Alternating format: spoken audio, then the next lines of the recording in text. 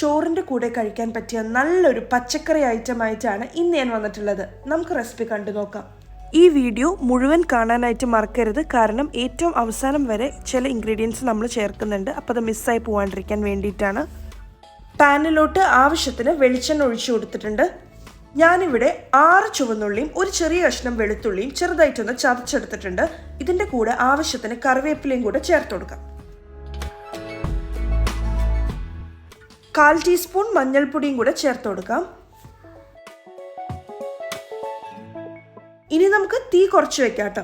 ഇതിലോട്ട് ഞാൻ ചേർക്കുന്നത് ക്രഷ് ചെയ്തിട്ടുള്ള നമ്മുടെ ഉണക്കമുളക്, അതായത് ചില്ലി ഫ്ലേക്സ് ആണ് ചേർക്കുന്നത്. ഇതിലോട്ട് നമ്മൾ മുളക് പൊടി ഒന്നും ചേർക്കരുത്, ഈ ഒരു സംഭവം തന്നെ ചേർക്കണം കേട്ടോ. അതാണ് ഇതിൻ്റെ ഒരു ടേസ്റ്റ് എന്ന് പറയുന്നത്. പിന്നെ ഇതിലത്തെ കണക്കെന്ന് പറയുന്നത് നിങ്ങൾക്ക് എരിവനുസരിച്ച് കൂട്ടുകയും കുറയ്ക്കുകയൊക്കെ ചെയ്യാം. 1/4 കപ്പ് ഗ്രേറ്റ് ചെയ്ത തേങ്ങയും കൂടെ ചേർത്ത് കൊടുക്കുന്നുണ്ട്. ഈ തേങ്ങ ചേർത്ത് അതിൻ്റെ പുറകെ തന്നെ നമുക്കിതിലോട്ട് അരിഞ്ഞു വെച്ചിട്ടുള്ള പച്ചക്കറികളും കൂടെ ചേർത്ത് കൊടുക്കാം.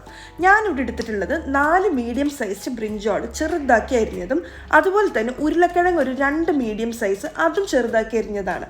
അപ്പോൾ ഇത് രണ്ടും ഞാൻ വെള്ളത്തിലിട്ട് വെച്ചിട്ടുണ്ടായിരുന്നു. അപ്പോൾ വെള്ളം കളഞ്ഞിട്ട് ഞാൻ ഇതിലോട്ട് ചേർത്ത് കൊടുക്കുവാണ്. ആവശ്യത്തിന് ഉപ്പും കൂടെ ചേർത്ത് കൊടുത്തിട്ടാണ് ഇളക്കുന്നത്. അപ്പോൾ ഇതിനെ നമുക്കൊന്ന് പകുതി വേവിച്ചെടുക്കണം. ഓക്കെ, അപ്പോൾ പകുതി വേവിക്കാനായിട്ട് ഞാൻ കുറച്ച് വെള്ളം ഒഴിച്ചു കൊടുക്കുന്നുണ്ട്. ഏകദേശം ഒരു 1/2 കപ്പ് വെള്ളം തന്നെ ഇല്ല കേട്ടോ, ഏകദേശം കുറച്ച് വെള്ളം മാത്രം മതി. പെട്ടെന്ന് അത് വെന്ത് കിട്ടും, കാരണം ഉരുളക്കിഴങ്ങാണെങ്കിലും വളരെ ചെറിയ കഷ്ണങ്ങളായിട്ടാണ് അരിഞ്ഞിട്ടുള്ളത്. പിന്നെ ബ്രിഞ്ചോളാണെങ്കിലും പെട്ടെന്ന് വെന്ത് കിട്ടും. നമുക്കിതിനെ മൂടി വെച്ച് വേണം വേവിച്ചെടുക്കാനായിട്ട്. ഇപ്പോൾ ഇത് പകുതി വേവായിട്ടുണ്ട് കേട്ടോ. ഇനിയിപ്പോൾ എങ്ങാനും നിങ്ങൾക്ക് ഇപ്പോൾ ഇതിന് ആവശ്യത്തിന് വെള്ളമൊക്കെ വന്നിട്ടുണ്ട്, നിങ്ങൾക്ക് കാണാൻ സാധിക്കും.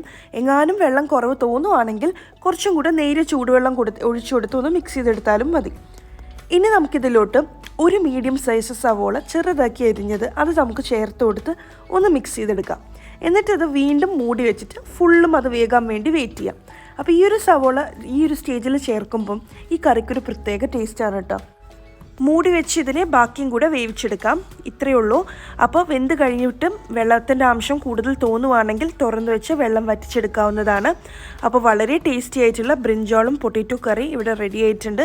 നിങ്ങളെല്ലാവരും ഇത് തീർച്ചയായിട്ടും ട്രൈ ചെയ്ത് നോക്കണം. ചെറുപ്പം മുതലേ എൻ്റെ വീട്ടിൽ അമ്മ എനിക്ക് ചോറിൻ്റെ കൂടെ ഉണ്ടാക്കി തന്നിരുന്നൊരു കറിയാണ്. എൻ്റെയൊക്കെ ഒരു ഫേവററ്റ് കറിയാണിത്. അപ്പോൾ എല്ലാവരും ട്രൈ ചെയ്ത് നോക്കണം. അപ്പോൾ എൻ്റെ റെസിപ്പീസ് എല്ലാം ഇഷ്ടപ്പെടുന്നുണ്ടെങ്കിൽ ഈ ചാനൽ സബ്സ്ക്രൈബ് ചെയ്യാനും മറക്കരുത്. Thank you so much for watching.